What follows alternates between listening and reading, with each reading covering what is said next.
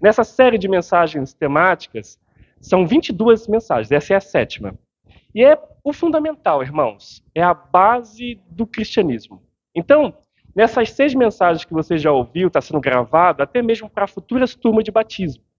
Então, são mensagens simples, talvez você que já é cristão há muito tempo, você já ouviu, você já conhece, mas é muito bom voltar aos fundamentos.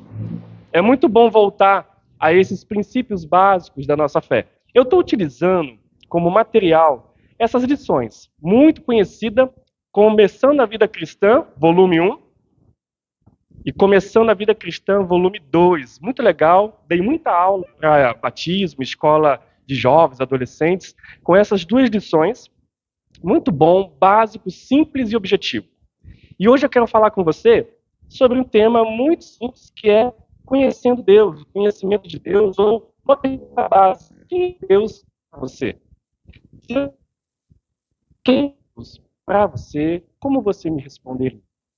Se eu pudesse abrir agora para você falar em uma palavra, quem é Deus para você? Se você quiser participar comigo, claro. Quem é Deus para você? Em uma palavra, como você diria? Como você se relaciona com Deus? Quem é Deus para você? Hã? Oh, Deus de amor. Oh, mais o quê? Salvador, misericordioso. Tem mais? Essa também está.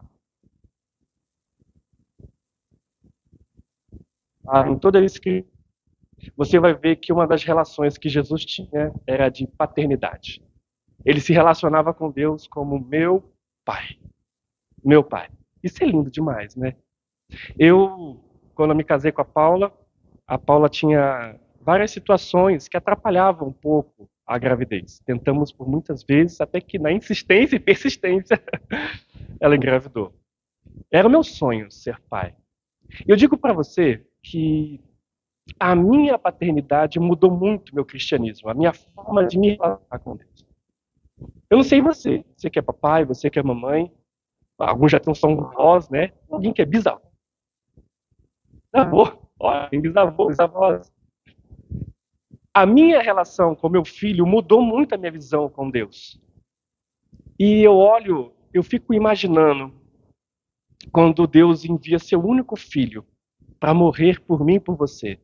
Eu penso, será que eu teria coragem de entregar o meu filho? Será que eu sacrificaria o meu filho como Deus pediu para Abraão sacrificar o seu único amava por amor a Deus? E eu olho para o meu filhinho Arthur na sua inocência, aquele cheirinho, você que tem papai, você que é papai, dá aquele abraço, tem aquele cheirinho, né, de bebê quando ele é pequeno, né, claro. E você olha e Deus falando assim, pedindo ele, ou Deus entregando o seu filho para morrer por você. Isso me constrange, isso mexe comigo, irmãos. Eu tive um pai que eu sempre amei, e eu sei que ele me amava também. Meu pai era um militar Caxias, extremamente rigoroso, linha dura, e eu amava. Talvez a sua relação com o seu pai hoje, vivo, e talvez seu pai já faleceu. Talvez a sua relação com seu pai é maravilhosa, linda. E para muitos que têm essa relação paterna, olhando para o seu pai terreno, você vai fazer essa referência de uma forma muito bela para com Deus. Você olha para o seu pai, talvez se ele é vivo, você sabe que ele não é perfeito, mas você olha para o seu pai e você fala, puxa, é gostoso. Porque eu digo para nós homens, grande, porque nós temos que representar Deus aos nossos filhos. Nós somos a primeira referência de Deus para os nossos filhos. Os nossos filhos devem olhar para nós, você que é pai, mamãe também, mas nós principalmente pai agora. Ele deve olhar para você, papai, e deve ver como Deus é. É um modelo de Deus. Mas é claro que nessa sociedade, nessa loucura de vida, muitos talvez se decepcionaram com seus pais. Talvez pais que foram violentos, agressivos, pais que abandonaram, pais que não foram pais de verdade, pais que talvez não mostrou o Zé na prática. Mas essas são imperfeitos. Eu quero dizer, mesmo que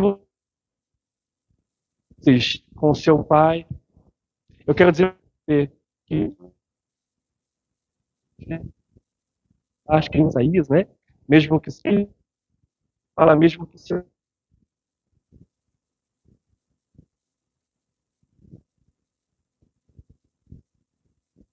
o homem pode ser imperfeito, pode falhar com você, mas que te ama e ele é perfeito, amém? Ele ama você, ele cuida de você. Então, quando você sempre pensar e responder quem Deus é, não que vocês não responderam certo, é claro que Deus é tudo isso que vocês falaram, mas sempre tenha meu pai, ele é meu pai. Você é filho e filha de Deus? Amém? Deus é o seu pai. Nós estamos aqui, seguiremos, confiaremos nele, não desistiremos. Ele está comigo, ele está contigo, amém?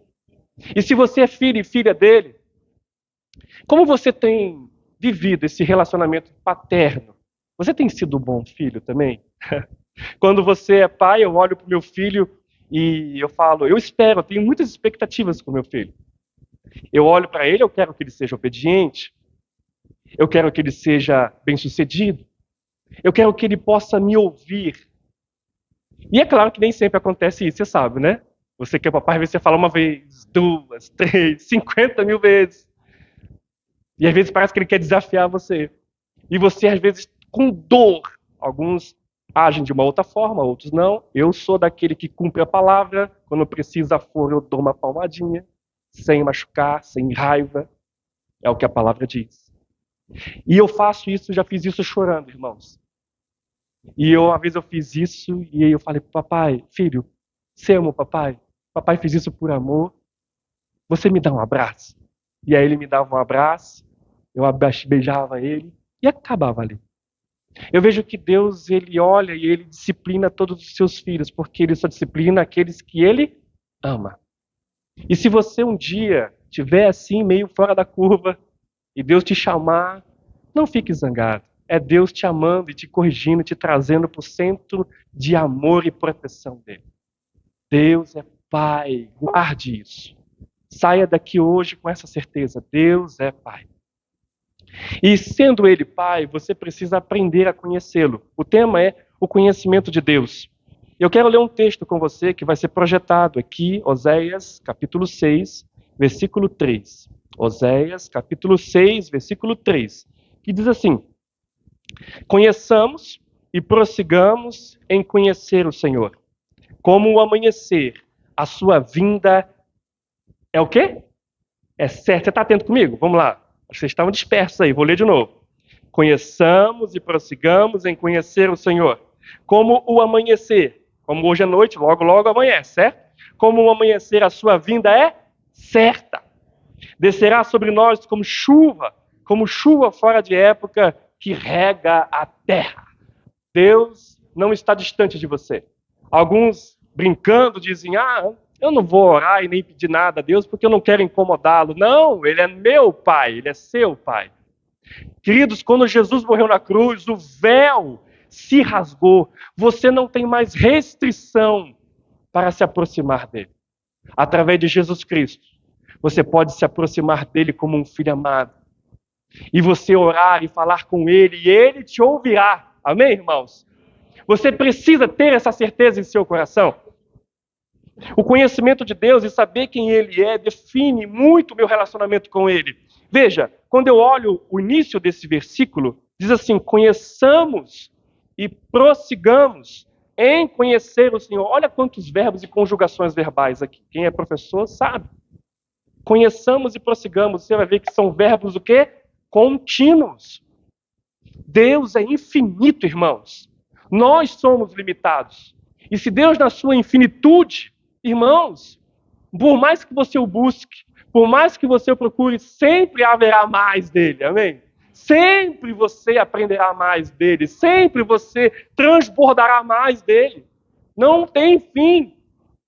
Então, enquanto eu e você estamos aqui, devemos então cumprir essa palavra. Conheçamos e prossigamos em conhecer ao Senhor. E conhecer não é somente intelectualmente.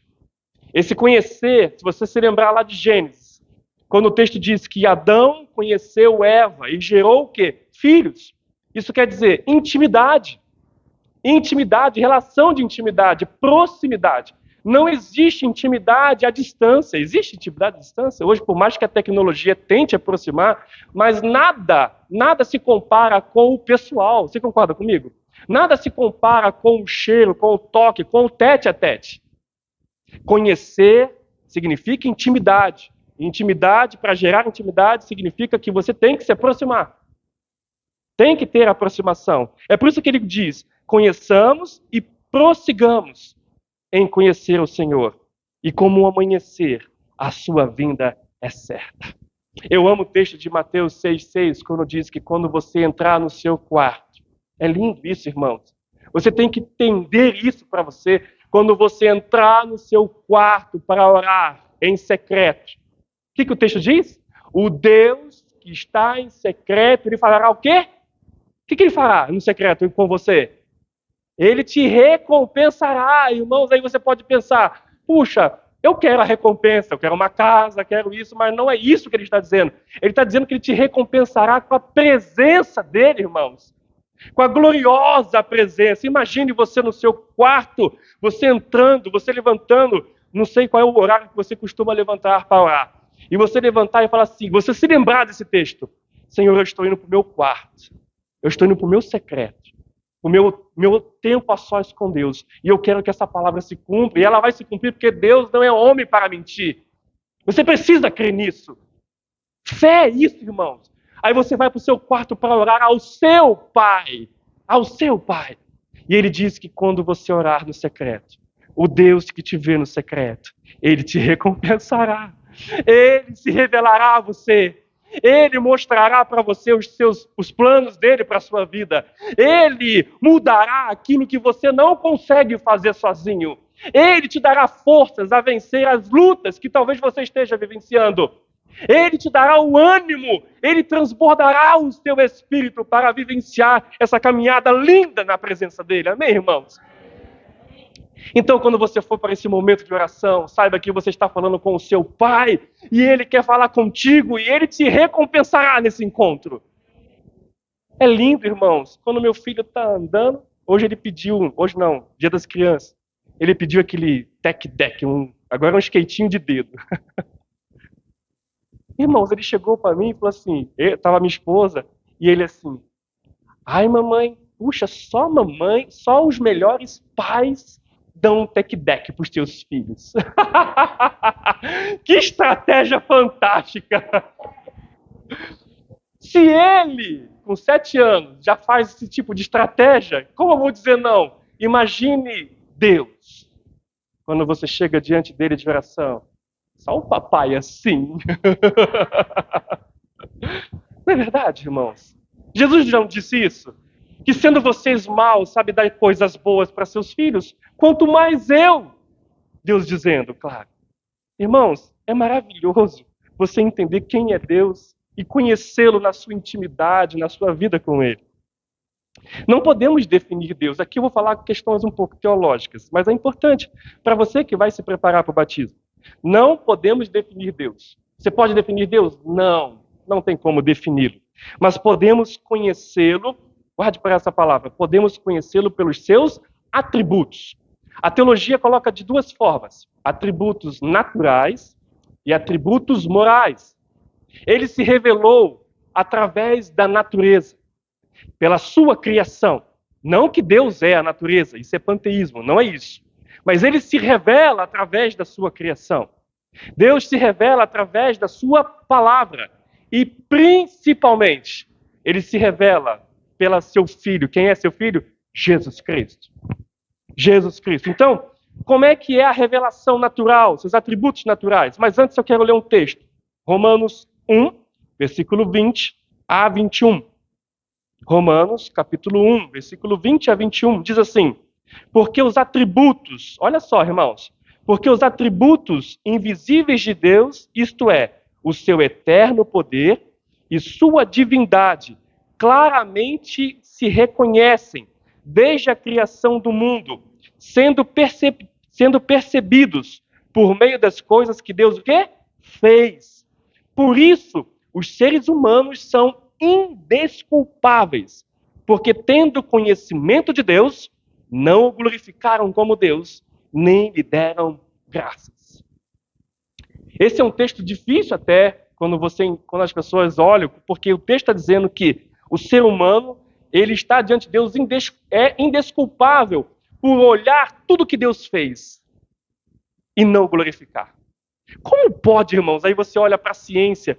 Eu digo que a ciência ela anda totalmente em sintonia com o evangelho e com a palavra. Não tem como. Uma vez, se eu não me engano, foi Einstein que disse isso. Pouca ciência te afasta de Deus. Muita ciência te aproxima de Deus. E Einstein era cristão, que se eu não me engano, né? Einstein conhecia Deus. Isso quer dizer, pouca ciência te afasta de Deus. Muita ciência vai te aproximar, irmãos. Porque não tem como negar isso. Você olha como pode o nada criar alguma coisa. Como pode, como a teoria do Big Bang e todas as outras mais, são teorias, ok. Como pode nada criar toda a complexidade humana? Você olha, conversa com um médico e vê quem é cardiologista, neurologista, a complexidade humana, irmãos, como pode algo do nada criar um ser humano tão complexo? Somente um ser criativo pode fazer algo como o ser humano e toda a natureza. Você olha para a diversidade de espécies de borboletas e tantas outras mais, como pode o nada criar tudo isso? Só um ser inteligente poderá e fez tudo isso. E nós cremos que esse ser é Deus. Uns vão dizer ainda, reconhecendo que realmente um ser inteligente fez isso, mas não querendo dobrar os braços, né, dar a torcer e dizer que é Deus, vão dizer que é os alienígenas. Infelizmente, tem gente que ainda pensa assim. Mas, irmãos, estamos aqui. Eu quero dizer para você que Deus, Ele é o Criador e fez todas as coisas. Amém? Quer ver? Um de seus atributos naturais. Deus, Ele é autoexistente. Eu quero ler para você somente alguns. Deus, Ele é autoexistente. Lá em Apocalipse vai dizer que Ele é o alfa e o ômega. São duas palavras. É a primeira letra do alfabeto grego e a última. Ele é o alfa e o ômega. É como se eu dissesse que Ele é o A e Ele é o Z, certo? Ele é o início, Ele é o fim. Ele é autoexistente. João 5:26 diz assim: porque assim como o Pai tem vida em si mesmo, também concedeu ao Filho ter vida em si mesmo. Veja, porque assim como o Pai tem vida em si mesmo, também concedeu ao Filho ter vida em si mesmo. Então, um de seus atributos naturais, Ele é autoexistente. Deus é imutável. O que significa a palavra imutável para participar comigo? Vai lá, e eu poder beber um pouquinho de água. Isso, maravilha. Deus é imutável, Ele não muda. E se Ele não muda, irmãos, você olha para a Escritura e olha a mais de 8.000 promessas. Você acha, irmãos, que você vai imaginar que Deus não irá cumprir tudo aquilo que Ele prometeu? Se Ele é imutável, Ele não muda. A sua personalidade, o seu jeito de amar, o seu jeito de agir, Ele não muda. Deus, Ele nos guarda, Ele nos ama, Ele nos protege em seu Filho, amém, irmãos? Ele não mudará isso. Ele é imutável, Deus é infinito, Deus é eterno, Deus é Espírito, Deus é onipresente. Você sabe o que significa isso? Deus é onipresente. O que significa isso, irmãos? Eu sei, para você que já é cristão antigo, você sabe, eu sei. Mas, novamente, só reforçar para você. Estamos preparando aula para quem vai se batizar. Está iniciando a fé. Então, o que significa? Vá lá, me ajude. O que é ser onipresente?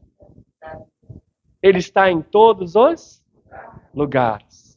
Onipresente. Então, quer dizer, Ele é aquele que te guarda, mesmo quando você estiver no lugar mais isolado, escondido. Mas Ele também é aquele que está ali, te observando. É por isso que nós devemos temer ao Senhor, temer não é de medo, mas um temor de respeito, em saber que Deus, por mais que você faça algo que esconda de seres humanos, mas Deus está lá, porque Ele é onipresente, Ele está em todos os lugares. E além de onipresente, Ele é onisciente. O que é onisciente agora? Me ajude. Sabe todas as coisas. Irmãos, Ele sabe tudo da sua vida. A Bíblia fala que mesmo antes de você falar uma palavra, Ele já sabe. Mas mesmo assim, ele deseja se relacionar com você. Mesmo quando ele sabe o que você vai falar ou pedir, ele quer que você fale, que você peça, que você se relacione. Ele é onisciente. E ele é onipresente e ele é onipotente. O que é onipotente? Ele é todo poderoso. Cantamos aqui, né? Cantamos a música. Ele é todo poderoso, poderoso para curar, poderoso para salvar, poderoso para restaurar. Talvez você tenha um parente que esteja perdido nas drogas. Se você crer, clamar, ele é poderoso para resgatá-lo em nome de Jesus. Talvez você tenha alguém passando por uma situação difícil, irmãos. É claro, tudo está debaixo da soberania dele, mas cremos que ele tem todo o poder. Uma palavra de Deus, ele criou os céus, a terra. Irmãos, quando eu vou orar por algo, é claro que eu fico, Senhor, está debaixo de sua autoridade. Eu estou debaixo da sua soberania. Mas eu, como filho, eu quero te pedir, Senhor, faça isso. Não que eu esteja botando ele na parede, não, quem sou eu? Mas, Senhor, eu vou sempre pedir por cura quando eu vejo alguém enfermo. Eu sempre vou clamar por cura.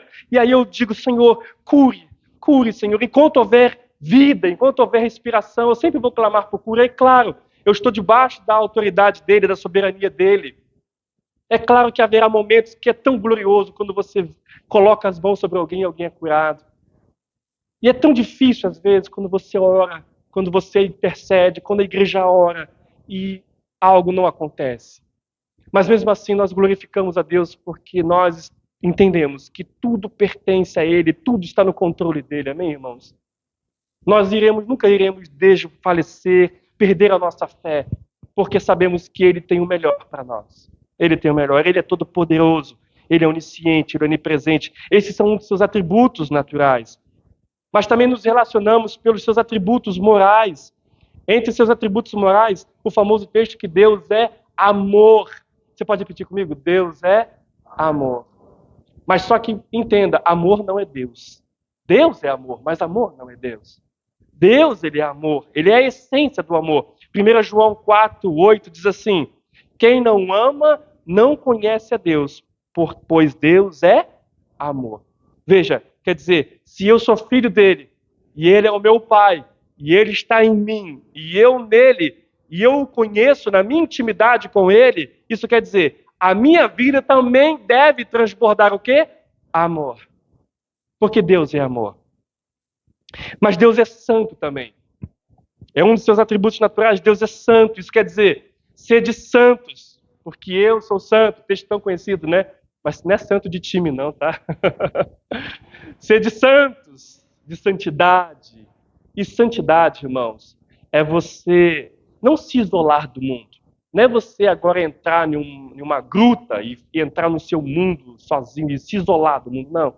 Mas é você se separar do sistema do mundo, mas não das pessoas. É você se separar e vivenciar os valores do reino e não os valores da terra. Mesmo diante de um mundo corrupto e caído. É desafiador, na verdade. Mas esse desafio, sabe quem te ajuda a passar firme? O Espírito Santo. O nosso amado Espírito Santo, ele, como diz Isaías, quando ele fala, ele soprará nos seus ouvidos o caminho que você deve seguir. Lindo demais! Ele é aquele que te orienta, que te conduz. É ele que te ajuda a caminhar firme. Por isso que eu e você precisamos estar muito bem conectados nesse relacionamento. E ele, se ele é santo, precisamos também ser santo. Veja, os atributos morais dele devem transformar a minha vida e a sua também. Veja, irmãos, é como minha mão totalmente suja, sou eu e Deus, e ele se entrelaçando na minha vida. Não é a minha sujeira, não é o meu pecado, não é as minhas falhas que irá contaminar Deus. Você acha que eu vou contaminar Deus?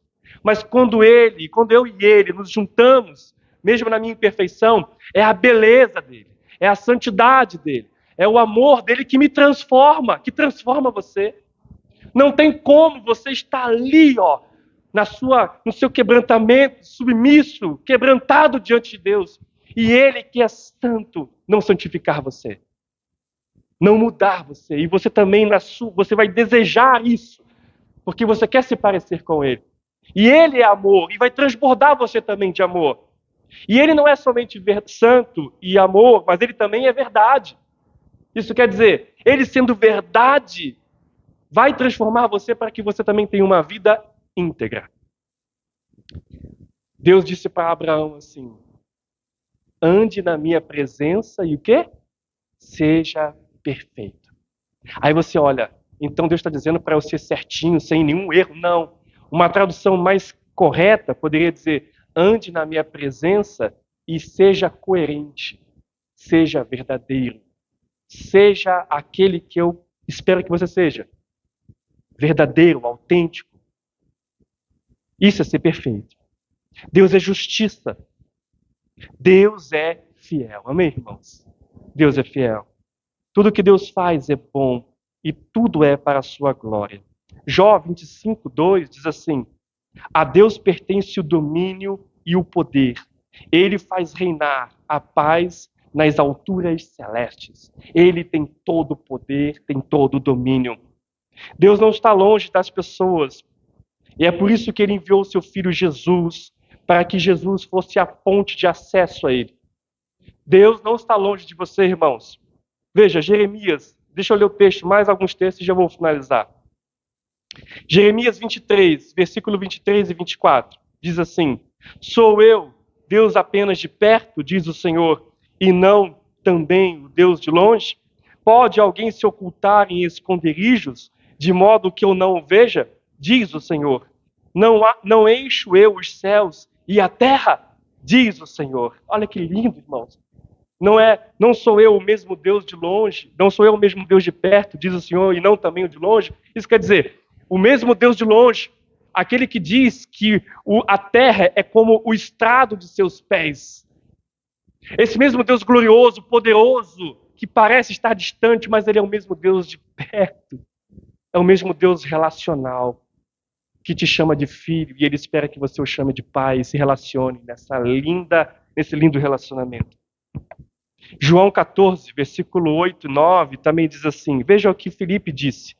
Filipe disse: Senhor, mostra-nos o Pai e ficaremos satisfeitos. Jesus respondeu, Filipe, estive com vocês todo esse tempo e você ainda não sabe quem eu sou? Quem me vê, vê o Pai. Então, por que me pede para mostrar o Pai? Veja, Jesus, irmãos, é a revelação exata de quem Deus é. É claro que hoje, visivelmente, nós não vimos ainda. Mas será um dia, irmãos, e essa deve ser a nossa esperança, que chegará um dia. E nós cantamos também, Maranata, a hora vem, Senhor Jesus. Como seria glorioso já ver os céus se abrindo e ele vindo buscar a sua igreja, sem que eu e você venhamos a passar pela morte. Que momento lindo seria esse. E pode ser, porque nós não sabemos. Pode acontecer agora, pode acontecer quando a gente estiver indo para casa. Que lindo, né? Mas mesmo assim, irmãos, a recomendação de Jesus é: estejam preparados. Porque se isso não acontecer, o nosso encontro talvez seja passando pela morte. O nosso último inimigo. Irmãos, mas não tenham medo. Não tenham medo. Porque nosso corpo, ele vai findar. A nossa matéria, ela vai perecer. Mas a nossa vida está segura com Deus, amém, irmãos? Você se sente seguro com Ele? Você sente essa segurança linda? Quando esse dia chegar, não tenham medo. Porque você fala: oh Pai, chegou a minha hora, amém. Porque eu vou me encontrar com o Senhor dos Senhores, com aquele que me salvou. E eu vou para o lugar que o Senhor preparou, onde não haverá mais morte, não haverá mais choro, não haverá mais doença, não haverá mais guerra, como está acontecendo, onde haverá somente agora o transbordar da presença dele e uma vida plena em família. Amém? Colossenses 1, de 13 em diante, diz assim, olha só, eu vou finalizar com esse versículo. Ele nos libertou do poder, olha que lindo, irmãos. Ele, Jesus, ele nos libertou do poder das trevas e nos transportou para o reino do seu Filho amado, em quem temos redenção, a remissão dos pecados. Ele é a imagem do Deus invisível. Jesus é a imagem do Deus invisível, o primogênito de toda a criação. pois nele foram criadas todas as coisas, nos céus e sobre a terra, as visíveis e as invisíveis, sejam tronos, sejam soberanias, quer principados, quer potestades, tudo foi criado por meio dele e para ele. Ele é antes de todas as coisas, nele tudo subsiste. Ele é a cabeça do corpo, que é a igreja. Ele é o princípio, o primogênito dentre os mortos, para ter a primazia em todas as coisas, porque Deus achou por bem que nele residisse toda a plenitude, e que, havendo feito a paz pelo sangue na sua cruz, por meio dele, reconciliasse consigo mesmo todas as coisas, quer sobre a terra, quer nos céus. E vocês, que no passado, isso inclui mim, inclui você também, se você já reconheceu que Jesus é o seu Senhor, veja, e vocês, que no passado eram estranhos e inimigos no entendimento pelas obras mais que praticavam, agora, porém, ele os reconciliou no corpo de sua carne, mediante a sua morte, para apresentá-los diante deles santos, inculpáveis e irrepreensíveis diante dele. Aleluia! Aleluia! Ele fez isso por você. Na cruz ele te salvou, ele te santificou. Você não é mais culpado. Você não é mais culpado. Você agora é filho diante desse Deus santo e poderoso. Eu quero te convidar a ficar de pé. Vamos orar já.